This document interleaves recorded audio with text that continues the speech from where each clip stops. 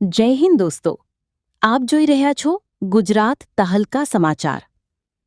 અંકલેશ્વરની વાત કરીએ તો બી ડિવિઝન પોલીસ સ્ટેશનની સામેની જાહેર શૌચાલયની બાજુમાં મોટી કેબિન મૂકીને ચોરી છુપીથી વીજ કનેક્શન લઈને ઓનલાઈન સટ્ટા બેટિંગનો અડ્ડો જાહેરમાં ચલાવતા શખ્સ દ્વારા પત્રકાર પર જીવલેણ હુમલો કરવામાં આવ્યો હતો।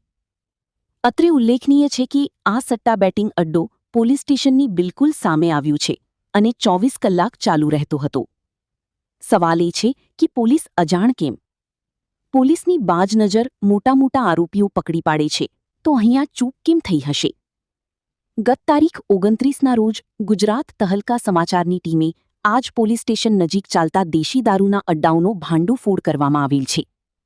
પોલીસ અજાણ છે કે અજાણ બનવાનું નાટક કરે છે એ તપાસનું વિષય બન્યું છે। ચાલો આપણે જાણીએ કે સટ્ટા બેટિંગના અડ્ડા પર પત્રકાર સાથે શું ઘટના બની।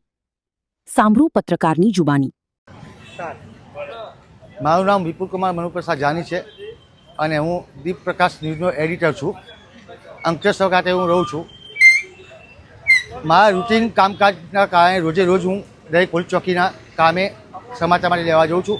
સવારે મારા રૂટીન કામ પ્રમાણે હું અંકલેશ્વર જીઆઈસી પોલીસ ચોકીનું રૂટીન કામ પતાવીને હું અંકલેશ્વર પતિન ચોકડી વિસ્તારમાં આવતો હતો। એ દરમિયાન મને માહિતી મળી હતી કે અંકલેશ્વર પતિન ચોકડી વિસ્તારમાં આવેલ શૌચાલયની પાછળ ગેરકાયદેસર જુગારનો અડ્ડો ચાલે છે અને એ પણ શૌચાલયમાંથી વીજ કનેક્શન લઈને એ ડિજિટલ જુગાર ચલાવે છે।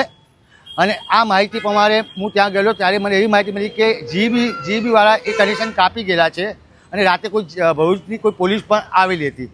એ દરમિયાન ત્યાં હું શૂટિંગ કરતો હતો, કવરેજ કરતો હતો જુગારધામનું। જુગારધામ ધમધોકા ચાલુ હતો। એ દરમિયાન અંદર એક બેઠેલ માથાભારે ઈસમ દ્વારા સીધો આવીને મારી પર હુમલો કરવામાં આવ્યો। 5 થી 7 મને લાફા મારવામાં આવ્યા અને મારા સટના બધા પાટીને તોડી નાખવામાં આવ્યા અને મને જીવનો ખતરો છે કે આ લોકો મારું લગભગ મર્ડર કરી નાખશે મારું।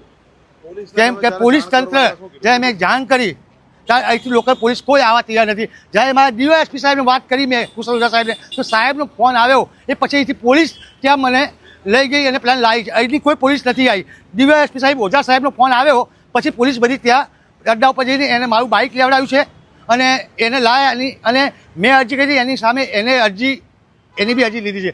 જો ગુનેગારની બુટલેગારની અરજી લેવામાં આવી છે, મને યોગ્ય ન્યાય નહીં મળે તો આગામી સમયમાં હું અંકલેશ્વર તાલુકાના દરેક જગ્યાના 2 નંબરના ધંધા હું બતાવતો રહીશ અને જ્યારે મને જે કરવું હોય એ કરી શકે છે।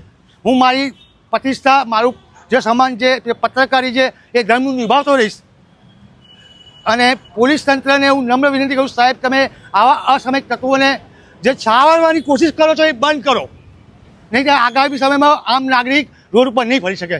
જય હિન્દ, જય ભારત। 60 મીટરની નજીક જ છે।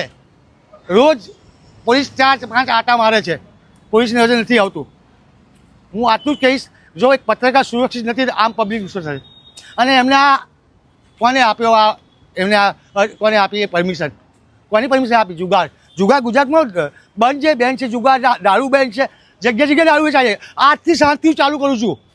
આખા તાલુકાનું હું જુગાર દારૂ બતાવીશ, જેને મારી પર જે કાર્ય કરવી કરી શકે છે। જય હિન્દ, જય ભારત।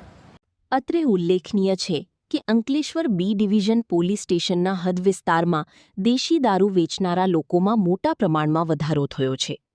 ગેરકાયદેસર પ્રવૃત્તિઓ પોલીસ સ્ટેશન સામે ધમધમી રહી હોય અને પોલીસ પણ અજાણ બની જતી હોય તો લોકોની સુરક્ષા પર મોટો સવાલ ઊભો થાય છે।